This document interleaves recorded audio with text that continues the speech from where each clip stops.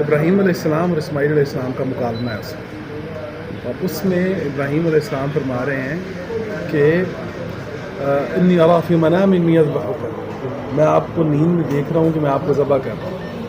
تو ابراہیم علیہ السلام فرماتے ہیں حضرت اسماعیل علیہ السلام سے کہ فانظر ماذا تری، اے میرے بیٹے تم دیکھو کہ تمہیں تمہارا نظریہ کیا دکھاتا ہے۔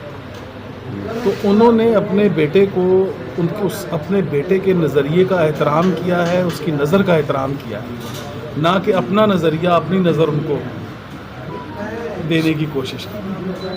تو ہم اپنی اولادوں کے ساتھ یہ کر رہے ہوتے ہیں کہ ہم ان کا اپنا نظریہ ان کو اوپر ٹھونسنے کی کوشش کرتے ہیں۔